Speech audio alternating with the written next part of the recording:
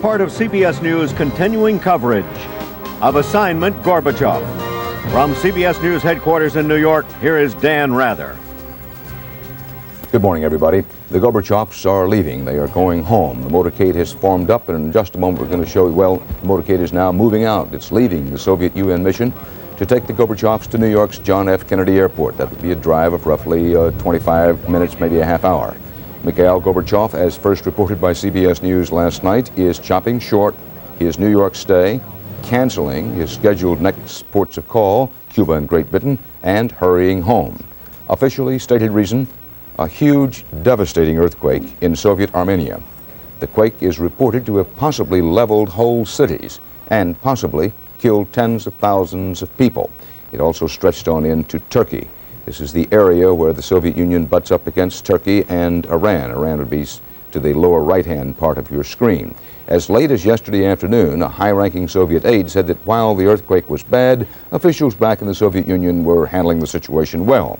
Then, suddenly last night, a reversal and the "we are leaving" announcement. So, fairly or unfairly, questions are being raised everywhere as to whether the quake is the real reason, the only reason, the whole reason for this urgent return to Moscow. Whatever one thinks of those questions, the earthquake cannot be helping matters in Soviet Armenia, racked already by nationalist violence and defiance of the Kremlin, part of Gorbachev's growing problem with ethnic, economic, and political turbulence at home.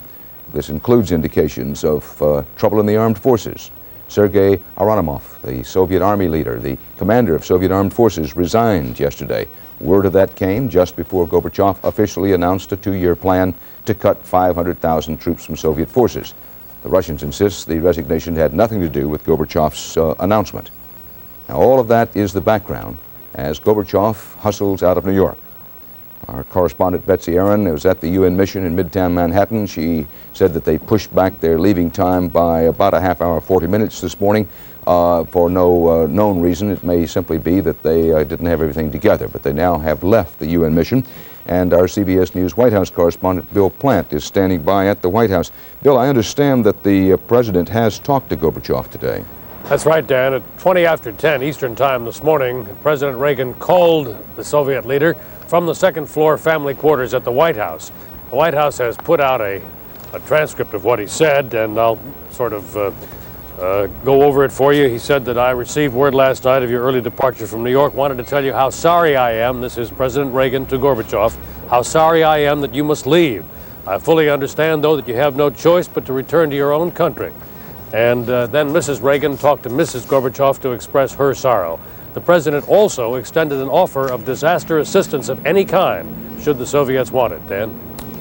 Bill, President Reagan mentioned to someone that Gorbachev yesterday had said to him that this earthquake was an 8 on the Richter scale? Well, apparently we now think that Gorbachev was referring to the Soviet scale, which I'm told is slightly different from the Richter scale. In any case, it was very severe.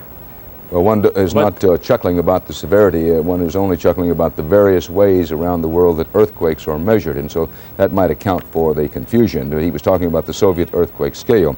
But you're right. He did personally tell Mr. Reagan how bad the quake was in their conversation yesterday over lunch. And President Reagan was awakened last evening to be told that Gorbachev had decided to go home? First word came to the White House from the Soviet ambassador to the United States, Yuri Dubinin, who called the National Security Advisor, Lieutenant General Colin Powell. Powell called the president about 11:30 last night to let him know. Thanks, Bill. At JFK Airport, CBS News correspondent Bob Schieffer is standing by there to handle our broadcast duties as the Gorbachevs leave. There is some expectation that Mikhail Gorbachev may have a goodbye statement at the airport. And Barry Peterson, our CBS News Moscow correspondent, is also standing by there. Bob? Good morning, Dan. Well, we're waiting, as it were, and have been most of the morning. Mr. Gorbachev's getting off a little bit later than was first anticipated. They thought at one point he might leave around 10 o'clock this morning. Then it was moved back to 11 o'clock, I believe, Barry. Now we're expecting something, a noon departure from the mission downtown. Perhaps, and we don't know, but perhaps most of that morning was spent, I would assume, in communication back and forth with Moscow. Probably. It's about that time of day back in Moscow. In fact, if you figure the time zones, if he leaves at around noon New York time, flies 8 or 9 hours, 10 hours, he'll arrive in Moscow about 6 a.m. in the morning.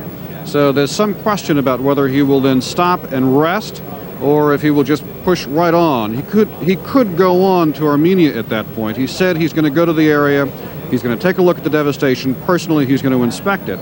But it's a long, grueling trip for a man who's had a couple of long, grueling days. He may take one night, overnight, get filled in on what's going on in Moscow, and then perhaps go on Saturday. But the more, Dan, it seems to me that we learn about the scope of this enormous disaster in the Soviet Union, the more it does seem to leave credence that Mr. Gorbachev is returning for the very reasons that he states.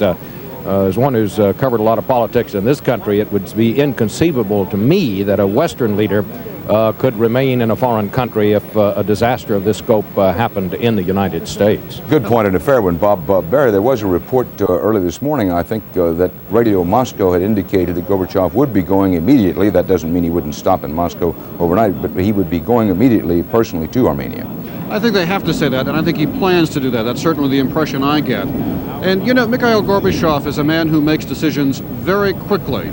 Case in point, it was very apparent from what we've been able to find out about this decision that once he understood the scope of this, that was it. He made the decision, it was time to go, and he didn't look back.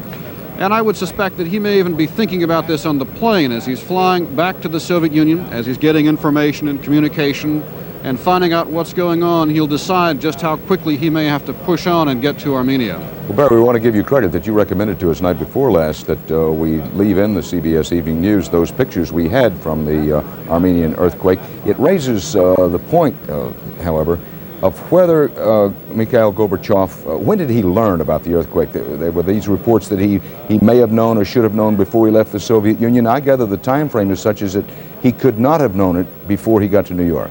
Yeah, I think it's really a very simple matter, and I have to say, from speaking with both American and Soviet officials this morning, I think it's clear that what happened is that yesterday when he had lunch with the president, it was still dark out in that part of the world. They knew they had a terrible earthquake.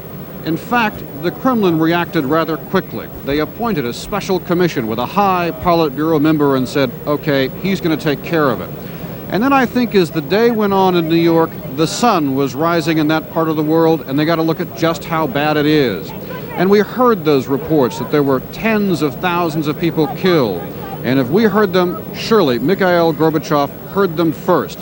And I think that's when he said to himself, we know that's when he said to himself, I can't stay here and be a tourist in New York City and go sightseeing when I have that kind of trouble back home. And I think it's exactly what Bob said. I think he wants to portray himself as a Western-style leader. When there is a disaster of this sort, a President Reagan, a Margaret Thatcher, a Helmut Kohl would get on that plane and fly back to his people, and I think Gorbachev, in some sense, wants to be seen in that same way. Because this very much was going to be a day of unofficial events, Dan, too, is another thing we might add. Mr. and Ms. Gorbachev were going up to the Metropolitan Museum. They were planning a little stroll in Central Park. You just can't do that when half your country has fallen off the face of the earth, as apparently has happened in this region of the Soviet Union. We want to show the photographs that we have from Armenia. There are no new, fresh pictures available of the area. Keep in mind that this is considered a remote section of the Soviet Union, but these were the first pictures, and you do get a sense from these pictures of what a terrible quake it may turn out to be. There are these unconfirmed reports of possibly, I underscore the word possibly, tens of thousands of people who have been killed.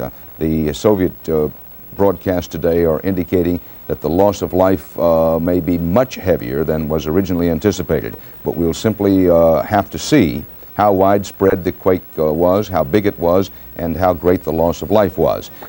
The Gorbachevs are on their way from Midtown Manhattan out to John F. Kennedy Airport. Now, this will be our scheduled broadcast for the day, insofar as we can predict it. 12:15 Eastern Time, that'll be about 15 minutes from now or thereabouts. Gorbachev departs. Possibly we'll have something to say. At 8 o'clock tonight, there'll be a news conference by President Reagan. We will, of course, carry that live here on CBS. And then at 8:30, a special edition of 48 Hours, Assignment Gorbachev. That'll be at 8:30 tonight. Now, our plan is to be back with you in about 15 to 20 minutes, so we'll see you then.